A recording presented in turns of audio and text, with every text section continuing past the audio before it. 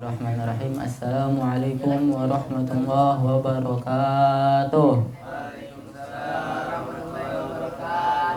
Alhamdulillahil wahidil fardis samad alladzi lam yalid wa lam yulad wa lam yakul lahu kufuwan ahad.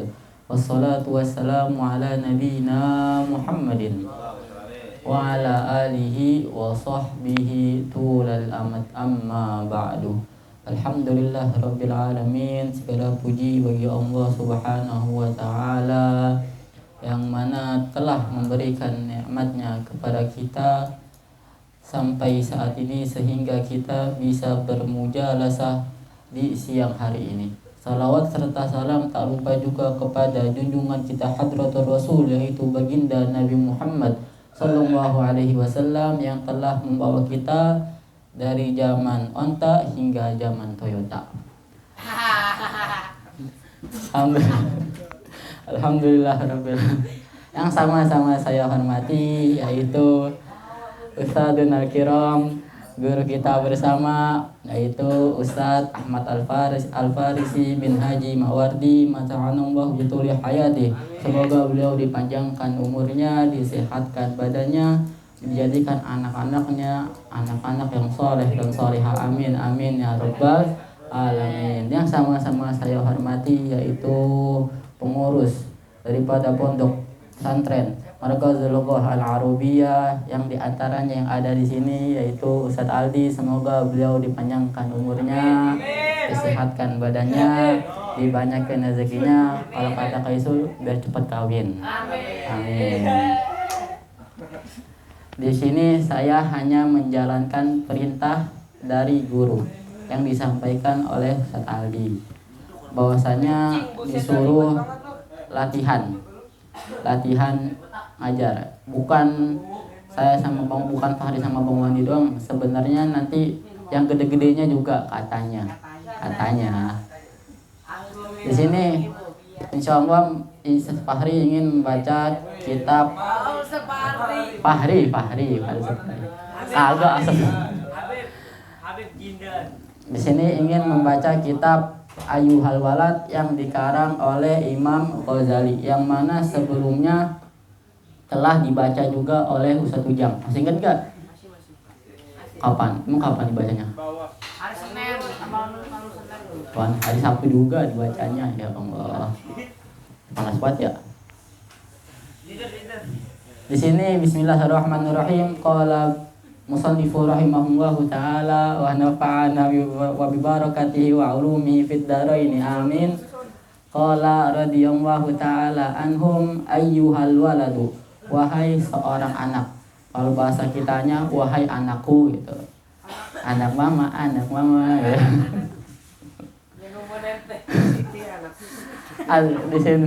Di sini Imam Ghazali berkata, an-nasihatu sahlatun. Memberikan nasihat itu mudah. Di sini Imam Ghazali berkata, an-nasihatu sahlatun. Memberikan nasihat itu mudah. Wal musykil qabuluha. Dan yang sulit itu menerima nasihat. Betul nggak?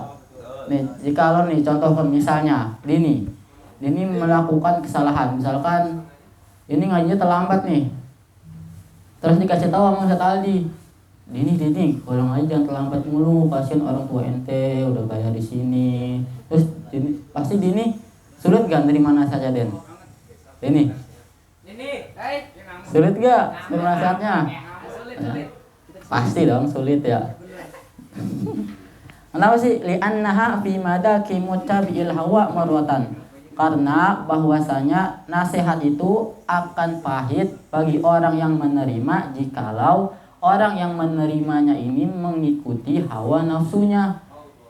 Idzil manahi mahmubatun fi qulubihim. Karena kenapa? Karena berbagai hal-hal yang dilarang oleh Allah Subhanahu wa Ta'ala itu telah sudah dicintai di hati mereka. Karena berbagai hal yang dilarang oleh Allah Subhanahu wa Ta'ala itu dicintai di hati mereka. Jadi salah satu tanda hati kita itu suka mengikuti hawa nafsu adalah ketika kita dinasehatin, kita menolak nasihat tersebut. Dan salah satu tanda juga kalau kita mengikuti berbagai hal-hal yang dilarang oleh Allah Subhanahu wa taala, kita juga pasti bakalan sulit menerima nasihat dari orang. Wa'al khusus, terlebih khusus kata Imam Ghazali, liman kana talibal ilmi, untuk orang yang menuntut ilmu.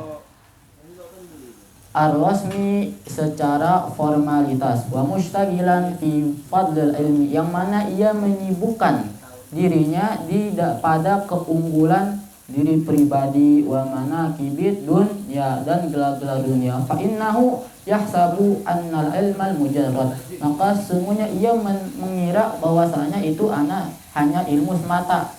Jadi kebanyakan di antara kita ini mengira bahwasanya kita ini mencari ilmu itu ya hanya ilmu saja, ilmu semata, tanpa mengamalkan, tanpa mengajarkan kepada orang lain.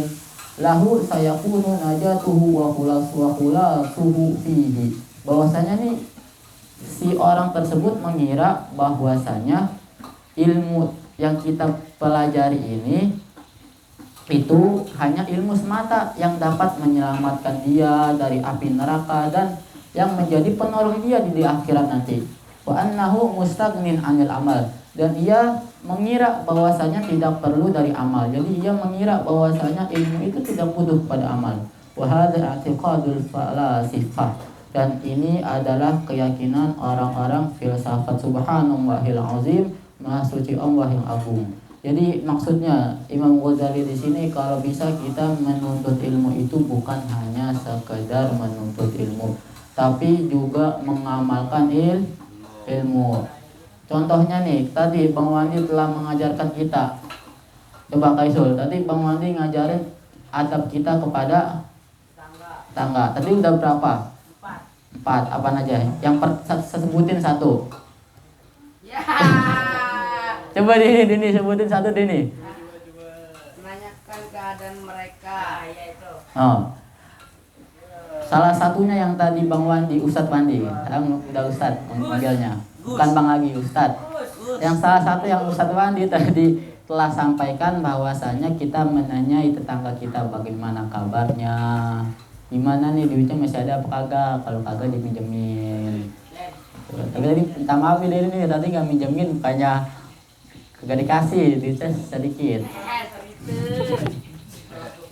Amalin tuh ilmu adab, minimal ilmu adab lah yang kita amalin. Kan kata guru kita, kagak semua orang bisa menjadi orang yang berilmu, orang alim, tapi semua orang itu bisa menjadi orang yang beradab. Ya kan kalau jadi orang yang beradab kan enak dilihat, misalnya nih Kaisul beradab banget sama Ustadz Aldi, sungkem tangannya, bahkan kakinya Ustadz Aldi ya, kalau bisa besok kakinya bolak-balikin. Terus Kaisul jangan suka kentut sembarangan ya Kaisul ya. Mau tau nggak nih ciri kaum Lut? Tau nggak kaum Lut? Kaumnya Nabi siapa? Nabi Lut, kaum Sodom. Itu salah satu cirinya suka kentut sembarangan. Di dalam kitab kisah Nabi di Al-Quran tuh ada tuh ciri-ciri kaum Sodom adalah suka kentut sembarangan. Seriusan aneh baca. Nah, jadi di sini kita kembali lagi ke kitab. Di sini Imam Ghazali menyuruh kita untuk mengamalkan ilmu. Karena apa? Karena pasti bakalan celaka orang yang tidak mengamalkan ilmunya. Nih dikatakan di dalam kitab Zubat yang dikarang oleh Ibnu Ruslan, bukan Rislan Ustadz kita, Ustadz Rislan, dipanggil 1 jam. Dikatakan di dalam kitab Sahabatul Zubat, fa'alimun bi ilmihi lam ya'malan mu'adzabun fi qabrihi min ubadil wasan. Maka orang alim yang tidak mengamalkan ilmunya, maka ia diazab sebelum penyembah berhala diazab. Serem nggak? Serem. Bahwasanya dikisahkan Nabi Muhammad SAW itu melihat dari kejauhan dari atas neraka itu ada seseorang yang dijatuhkan ke dalam neraka sampai lantai neraka, maksudnya sampai dalam neraka. Nah, lalu saat jatuh sampai lantai neraka tersebut, ususnya hancur, perutnya terbuka kemana-mana, sehingga Allah bangunkan dia kembali, lalu ceburkan kembali ke dalam api neraka tersebut, ususnya kemana-mana, perutnya dalam keadaan terbuka dalam di api neraka. Akhirnya dia mengelilingi batu yang ada di api neraka sebagai kayak keledai mengelilingi kandang ya. Terus akhirnya Rasulullah SAW bertanya kepada malaikat Jibril, wahai malaikat Jibril, siapakah seseorang ini? Lalu malaikat Jibril menjawab, ia adalah orang alim yang tidak mengamalkan ilmunya. Jadi di kisah ini kita bisa ambil bahwasanya minimal kalau kita tidak bisa mengamalkan semua ilmu, minimal sebagian dah yang kita amalkan. Fa'mal walau bi musyrikaz zakat. Beramalan meskipun 10% kayak zakat. Nah, kalau guru-guru kita itu biasanya mengamalkan ilmunya dengan cara mengajar dan lain-lain. La ya'lamu hadzal maghrur, orang yang tertipu ini tidak mengetahui annahu hina hasral ilmu, bahwasanya ketika sampainya ilmu kepadanya, idlam ya'mal bihi, jikalau ia tidak beramal dengan ilmu tersebut, takunul hujjatu alaihi akada, maka menjadi dalil yang sangat kuat baginya. Kama qala Rasulullah SAW, sebagaimana Rasulullah SAW bersabda, asyadun nasi 'adaban yaumal qiyamah alimun la yanfa'uhumullahu bi'ilmi. Manusia yang paling berat azabnya, yang paling berat azabnya di hari kiamat adalah orang alim yang mana Allah Subhanahu wa taala tidak manfaatkan ilmunya, yang mana Allah Subhanahu wa taala tidak memanfaatkan ilmunya. Jadi di ciri-ciri orang yang tidak bermanfaat ilmunya adalah orang dia tidak mengamalkan ilmunya, orang tidak ingin mengambil ilmu darinya atau mengambil istifadah dari ilmunya, dan dia juga tidak mengajarkan ilmunya kepada orang lain. Waruya annal Junaid, dan diriwayatkan bahwasanya Imam Junaid ini, Imam Junaid? Nah, Masya Allah, beda emang. Imam Junaid ini dilahirkan pada 297 Hijriah atau Masehinya 910 Masehi. Lama nggak? 1 abad ya, mau nih? Berapa? Jauh ya? Berapa abad? Jauh itu. Qaddasallahu sirrah. Semoga Allah mensucikan sirnya. Ru'ya min fil manami, dimimpikan. Jadi Imam Junaid ini dimimpikan fil manami, di dalam tidurnya, ba'da mauti, setelah mati Imam Junaid. Jadi kan Imam Junaid mati terus dimimpikan oleh seseorang. Faqila lahu, maka dikatakan pada Imam Junaid, mal khabar ya Abul Qasim, bagaimana kabarmu wahai Abul Qasim? Qala, maka Imam Junaid berkata, qahat tilkal ibarat, telah rusak ibarah-ibarah, wa faniyat tilkal isyarah, dan telah punah isyarah-isyarah itu, wa ma nafa'ana illa rukai'atun, dan tidak ada yang bermanfaat bagi kami melainkan 2 rakaat yang kecil, fi raka'naha, yang kami kerjakan, fi jawfil lail, di sepertiga malam. Jadi maksud dari perkataan Imam Junaid ini bahwasanya ilmu kita itu nanti di akhirat tidak bakalan bermanfaat kecuali dengan amal kita yang kita kerjakan. Kerjakanlah walaupun sedikit. Di sini Imam Junaid mengerjakan hanya 2 rakaat di sepertiga malam. Makanya tuh guru kita itu sebenarnya menganjurkan kita untuk sholat malam supaya ilmu kita itu bermanfaat. Karena ciri-ciri nanti santri yang bakalan bermanfaat di masa depannya ialah ia yang rajin sholat di tengah malam. Itu di salah satu tanda-tanda cirinya. Dan terakhir dikisahkan di dalam kitab Fawaidul Mukhtarah, ini kisah ajib nih, bahwasanya Habib Ahmad bin Hasan Al-Attas menceritakan. Habib Hasan Al-Attas ini adalah cucu dari Ratib Al-Attas. Bahwasanya Habib Ahmad bin Hasan Al-Attas ini menceritakan bahwasanya cerita ini tentang seseorang yang mengamalkan ilmunya. Anna rajulan a'ma fil hajraini, bahwasanya ada nih seseorang lelaki yang buta yang tinggal di 2 negeri. Yuqalu lahu ibnu Nu'man. Namanya ini Nu'man. Nu'man yang atas bukan, kan Nu'man yang atas lagi. Namanya ini Nu'man. Siapa namanya? Nu'man, bukan. Ana yasiru kulla yaumin illa qaidun.